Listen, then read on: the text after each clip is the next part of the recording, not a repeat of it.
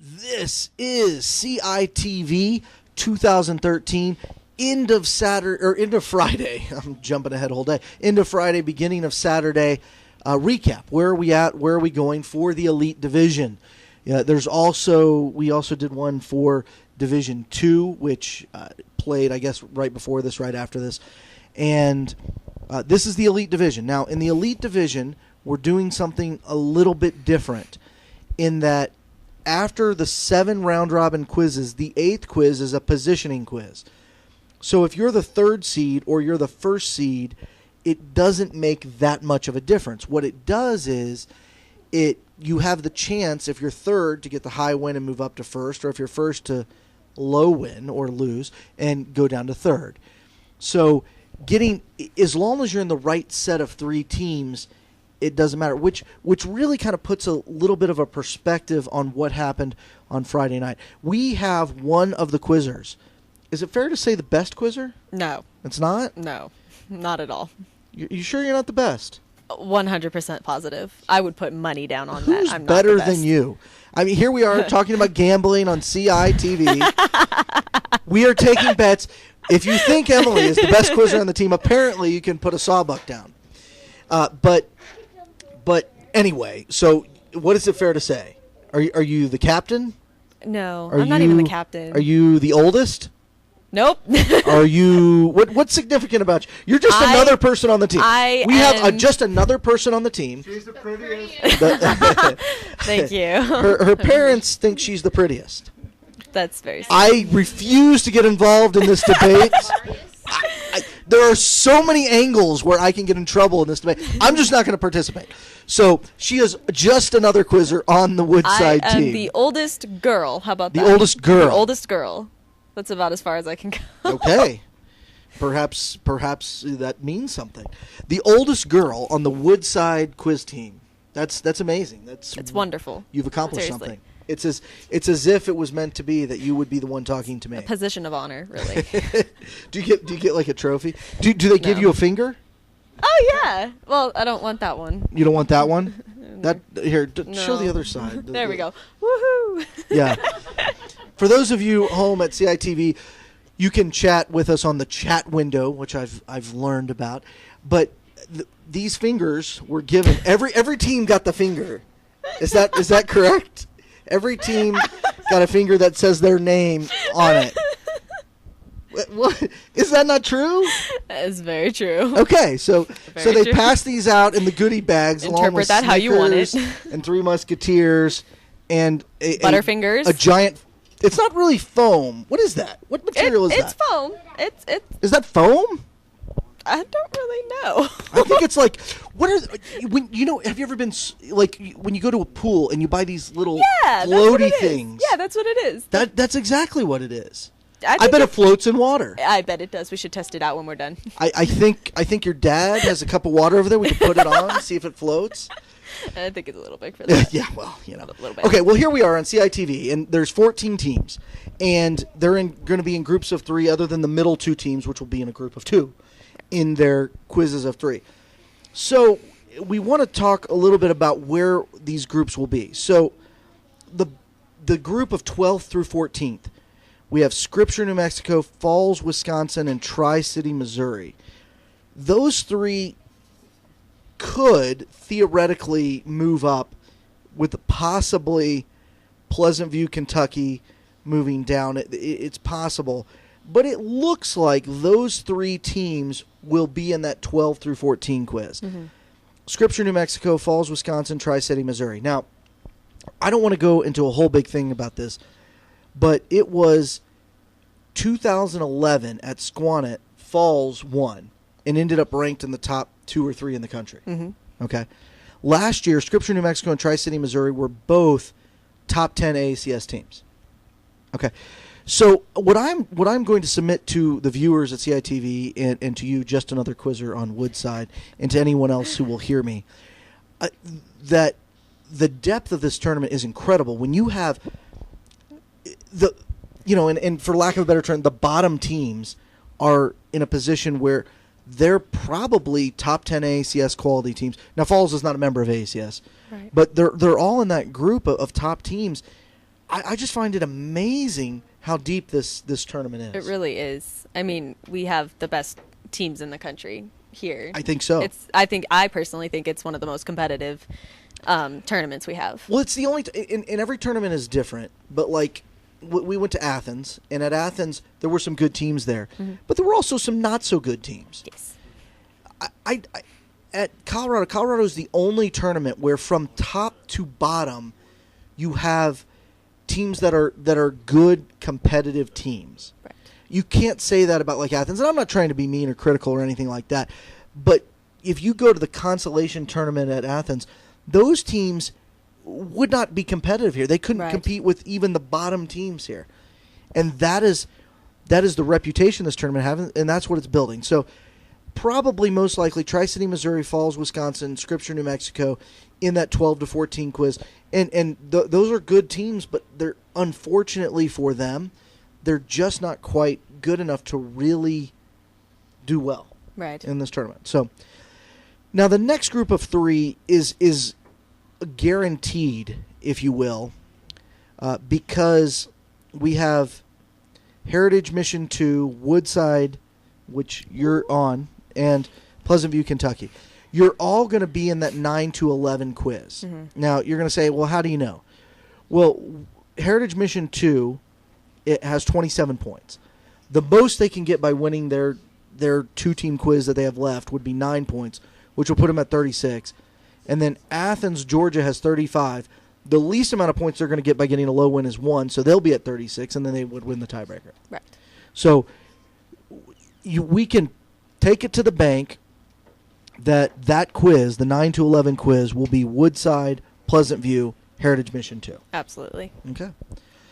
So with that in mind, that's that quiz. So those are the teams. Now, as a member of one of those teams, last year your team was ranked number 1 for quite a bit of time. I don't know if you finished the year ranked number 1, but you were top 2 or 3 for sure. Absolutely. This year your team's in that 9 to 11 quiz. Describe for me the difference between that being top number 1, 2, 3 and being in that 9 to 11 level. Well, for me, it's different because I'm seeing the both ends of the spectrum, like being up there, and I see what it takes to be the best. You know, with being with Erica Olson, with Grace. I've heard of her. Yeah, she's okay. She's kind of a big deal. Yeah. Grace Borkert. I think she has a pin that says that. I'm kind of a big deal. I would not be surprised. All right. But Grace Borkert, David Borkert, Rebecca Borkert. And David and Rebecca are quizzing. Yeah, David and Rebecca are quizzing on the team in this tournament. They are. But I know they don't know as many chapters as they have in the past. No. So it's different for me because it's just like I know what it's like to be up there, and obviously I was not the best quizzer on our team. You say obviously. Why is that obvious? It's obvious. It wasn't obvious to me. It's obvious. Okay. But just but going from top 3 and seeing what it takes to get there, and then being 9 through 11, right in that it's just range. It's a different view. It's kind of humbling to a point because it's just like I should know this, I should be able to get this, but I don't. Yeah. So yeah, it's just it's interesting. Now, do you like how much? We have a lot of people watching who don't know a lot about Bible quiz. And we have some people talking who don't know about Bible quiz like me. But tell us, how much effort do you put in on the average week for Bible quiz? On the average week, 5 days a week, an hour a day. Well, I don't know about you. My calendar has 7 days, but it does. Hey. I study 5 days a week. Oh, sorry. Allow me to clarify. You take 2 Sabbaths. Okay. Yes. All right. Listen. All right. So you spend about 5 hours a week. About studying, okay, or a little. Now, okay. I mean, I'm not trying to give or take. I'm not trying to break it down. You only spent 299 minutes this week, you liar. But okay. So you spend 5 hours a week. Now, last year, championship team, you had Erica, Grace. You mentioned them. What do you think was their effort level in terms of time? I would say they went 6 days a week. Ooh.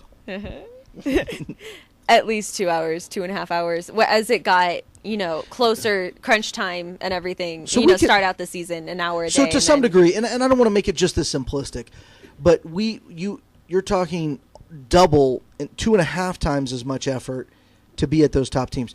So the biggest difference between being that 9, 10, 11 and being 1, 2, 3 is more time spent studying Scripture. Yeah. Because somebody, who was it? Bailey Self. I've heard of her. I'm sure you remember her. Yeah. She was just telling me the other day, she was like, there's no one who's better in mind than anybody else. You're all great. It's the effort. I feel inferior of mind all the time. I'd have to have a little conversation with this baby. It's the effort that's put in. Effort. It's not. It doesn't just come to you like that. Like I'm thinking. Well, like nobody is great with no effort. Right. Now, I think we can all agree on that. Some people have more skill than others, and some people work harder than others, and so there will be a diversity of appearance. But we're talking, the difference between that 9, 10, 11 and that 1, 2, 3, simplistically, is more time. Absolutely. More time. And that's key. So we get from the 9, 10, 11, we now have the top 8 teams, and I think these are the teams where you start saying, well, predominantly because I picked the teams at 7 and 8 to do really well. Don't go back and listen to my prediction show. But I predicted Athens and the Zemer team to do really well, and they're sitting at 7, 8. But I think these are teams, I don't think anyone would be shocked if the Zemer team beat 2 of the teams above them. Not at all. Or if Athens got on a roll and beat, the top 2 or 3 teams in a quiz. Mm-hmm. So while I think repetitive performance shows, to quote Bill Parcells, he says, you are what your record says you are. So I say, well, how good is Athens? Well, they are 35 points good on this weird point system that we all love so much. Dearly. But yes, but so how good are they 35 points? Does that mean they're not as good as a team with 41? Well, they haven't proven to be over time. But that doesn't mean they can't win in an individual quiz. Right. And I think Athens and Bethel Calvary, or the Z team, whatever you prefer to call them, that's the bottom tier, if you will, of those teams that have a chance to beat the teams above them. Not necessarily win the tournament, because I think if you're the 7th or 8th best team, it's hard to win that tournament. Absolutely. But, so. Yeah, and I think the Z team will have a harder time because they do only have 2 people. Yeah. That's tough. I remember a couple years ago, Woodside 1 only had 3 people, and they struggled. Yeah, and how much, and I think that's a good point. And have you ever been on a smaller team that only had 2, 3, 4 I quizzers? have not, other than, our in-church time. It's not really. It's funny, because you could have the 2 best quizzers in the country, and there's something mental about having something mental. But there's something that mentally affects you when you don't have as many people with you. Mm-hmm. If there's just 2 of you sitting there, you automatically feel more pressure. It's tougher. And I don't think it's all talent. The Z team, the Tamara and Shelby, I think, if I mispronounce your names, I'm sorry. But the 2 of them could be 2 of the best 3 or 4 or 5 quizzers in the country. And yet they struggle to do well repetitively. Some of it is the fact if one of them has a bad quiz, they're in a world of hurt. Right. And some of it just has to do with the confidence of not having people next to you. Right. It's like you don't have someone you can lean on, if you do have a bad quiz. Yeah. It's like if one person has a bad quiz, it's not likely that all 4 other people are going to have a bad quiz. Right. But it's not quite and the you have same no with margin. 2 people. They have no margin for error. I mean, they cannot do well unless they quiz well. So, but those are 7th, 8th. It would not surprise me if the Z team outperformed their seed in that 7-8 quiz. I don't know if they'll win or not, but if they ended up getting in the top 4 or 5 teams, because of the 2-person factor, I really have a hard time seeing them win the whole tournament. Yeah, but they could come up and blow us out of the water and sweep the whole tournament. Wouldn't that be a turnaround? Well, I'm not predicting that, but okay. All right. Something to think about. Now you have the 4, 5, 6 quiz. Now 5 is McQuanago. They are locked in to, well, they could fall to 6, but like we said before, it doesn't really matter. But the Calvary and Friends is what I call them. Calvary and Friends. Calvary, South Carolina and Friends. I'm very biased towards this team. My son is on it, so I cheer for them to a degree. But that team and McQuantico are pretty much with a middle win or high win in their quizzes, and both are favored to get high wins in their quizzes. They'll be in that 4, 5, 6 quiz. The top 4 teams, you have Kettle Moraine, who cannot finish in the 4 slot. Heritage Mission 1, which would, well, they could if they lose to Heritage Mission 2 in a 2-team quiz, and Hillsdale and Temple both get high wins. But those teams are probably going to be in the top 2. Then you have Hillsdale, Florida, and Temple, Tennessee. Now, Hillsdale, Florida, in their first quiz, is quizzing Tri-City and Kettle Moraine. So you have 2 of these teams, Kettle Moraine and Hillsdale, quizzing each other. So it's very possible that, well, it's automatic that at least one of them will get a middle win or lower. Right. So with that in mind, it's possible that one of them falls out, and that would leave an opening for Temple, who is quizzing against Scripture and Woodside. You'll be in that quiz. Oh, man. So Temple is, by stats, should get the high win on that, put them at 60 points. A middle win for Hillsdale would give them the same number of points, and then it would be we could go through the list of tiebreakers, but I believe one of them is performance last year. The first tiebreaker it would come down to is placement in last year's CI. I don't even know. We should look that up. I don't. New York took first. Well, that I know. Well, we have Hillsdale and Temple, and they both were good last year. I think Temple got second, so I think Temple would win the tie. So if Hillsdale gets the middle win to Kettle Moraine, which is possible, then Hillsdale could fall to 4th. Mm-hmm. Temple could be 4th. Whichever of those teams is 4th, they're going to quiz in a 3-team quiz against McQuantico and the Calvary and Friends team.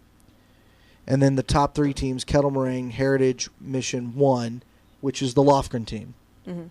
And then either Hillsdale or Temple. Those are the teams teetering at 3, 4. Yeah. So those are some good teams. It's going to be interesting to watch. It will be. It'll be fun. I think for me, something I hate and like at the same time, getting out. Obviously, nobody likes that. But then you get to go watch all the other teams, and I'm not familiar with that. I'm sure not. Not at all. You mean you can get eliminated early enough to go watch other teams? Yeah, it's actually possible. Wow. I know. Never happened. I don't know about that. All right. Well, so Kettle Moraine, I have not seen them today. I did not see them at Friday night in the quizzes, but I have seen them before. They have a very, very good quiz team, and I've got their roster here. They only have 3 quizzers. Sarah Vanderplume, Becca Vanderplume, and Samuel Fuller. Mm-hmm. We quizzed against them once, and they took the high. Well, you would quiz against them. You quiz every team once, so right. that makes sense. But I follow. Just tonight we quizzed them. I got you. And they did well. They did very well. Well, they haven't got anything as low as a middle win all day. They're averaging over 200 points a quiz, 205 to be exact. They're good. So they're good. Now, Hillsdale, whom they are going against, is averaging 197 points a quiz. Mm-hmm. Now, the third team in that quiz, I feel sorry for that team. That's Tri-City, who is right now they're averaging 70 points a quiz, and they're going to be hard pressed to get those 70 when you have 2 teams averaging right around 200. Yeah, that's the 2 highest scoring teams going head to head. So that should be some fun quizzing. We're going to see some fun quizzing. I saw Heritage Mission 1, the Lofgrens. So both of the top 2 teams so far, Kettle Moraine and Heritage Mission 1, have 3 quizzers. And Hillsdale, who's third, has 4 quizzers. And Temple has 4 quizzers. So there goes my whole theory about having a lot of people. You got 3, 3, 4, 4 as top 4 teams. Forget what I said. Well, no, I was talking with Drake, who is on the Calvary and Friends team.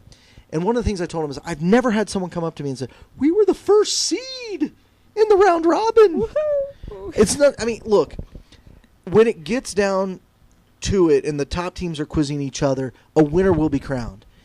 And yes, it is an accomplishment to be the top seed, but as tight as these teams are, from 1 to 4, and really 5 and 6 aren't too far back, as tight as those teams are, I don't think it would be a surprise to really see any of them succeed really well.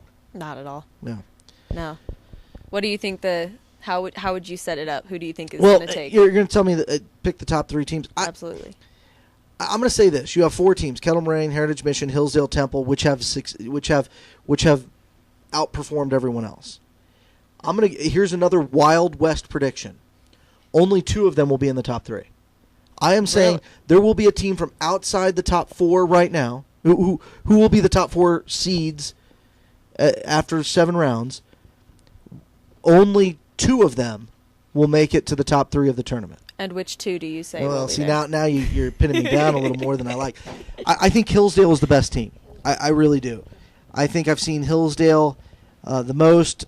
I think this year they've established themselves with their performance at Athens, with some other stuff they did at Michigan and whatnot. I think they're the best team. I believe that Hillsdale will be one of those 2. The other team, I'm going to go with. I'm going to go with Heritage 1 with the Lofgren team. Really? Yeah, I like Paul Lofgren. He's a nice guy, and he's got 3 kids on the team, and so they're going to be in there. And so then we're going to have a team from the 5, 6, 7, 8, Mukwonago, Calvary and Friends, Z Team, Athens. One of those teams I think will be in the top 3. I think the Z team will bring it up. I think they'll be. I think they'll be up there. I mean, the Z team's good. Top 4, top 3. Okay. I absolutely think so who they'll else get do you it. think is going to be in the top 3? Oh, man. I would have to say Hillsdale. They're really good. They have a guy on their team.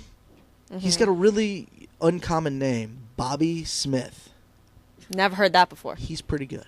Yeah, a little bit. He's also, and this is something we talk. There's good. Like, I don't think Bobby will ever win highest quizzer at a tournament, because highest quizzer says this guy gets 6 right and no errors. He's better than this guy who gets 6 right and 3 errors.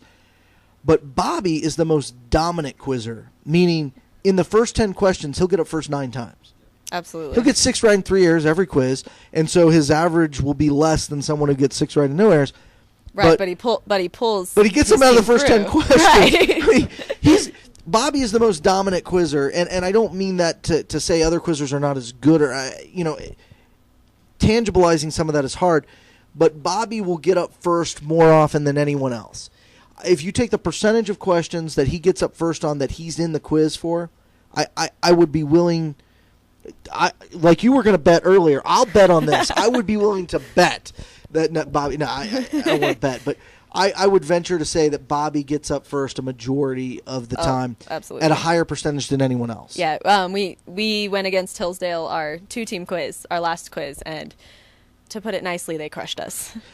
Well, yeah, it hurt. Yeah, my homeschool group, we went and quizzed Hillsdale once, and Bobby would get the first 5 questions and then start trying to whisper answers to the other people on his team. It's the best way to do it. Before my team could stand up, and they were like, "Well, can you do that?" I said, "Yes, learn your verses better, then you don't have to worry about it." Anyway, but Bobby is incredible, and Bobby's the most dominant quizzer this year. So yes. Now I haven't seen the stats, so I could be off. I think Patience is probably in position to be the highest quizzer in terms of the highest quizzer award. She is not nearly as dominant as Bobby. I've seen her in a quiz at question 17. I mean, shocking as that may be. Bobby, does Bobby even know how to count to double? I mean, he's never been in a quiz past like question 9 or 10 that I've ever seen. It's crazy. It's amazing how quickly he can get up. Yeah, it's kind of sad, anyway, actually. So you got Hillsdale for all the other teams. It's really you got sad. Hillsdale in the top 3. What else you got? I say Hillsdale, the Z team. Okay. And for those of you watching online who don't know the Z team, those of us in the know, we like to call Bethel Calvary the Z team because everyone on the team is from the Zemer family. Zemer begins with Z. We call them the Z team. It's a common thing that we do at these tournaments, but online it doesn't say Z team. It says Bethel Calvary. So if you're like, hey, Z team, I don't see that. She knows what she's talking about. Okay, sorry. No, I'm Hillsdale, giving you depth. Bethel Calvary. Bethel Calvary. And I'd have to say Kettle Moraine. Kettle I Moraine? think Kettle Moraine will be Kettle up Moraine there. is good. Kettle Moraine is very good. So, okay, well, we have a similar take. Maybe if it happens that we are in a situation where we both are available because you've been eliminated and my room is gone, I hope not. maybe we could talk about this again when we actually have the top teams. Sounds good. All right. Well, thank you so much for joining us. This has been the CI into Friday, beginning of Saturday review/preview for the Elite Division 2013. It's a lot of stuff to say, but this has been a CI TV production. See ya.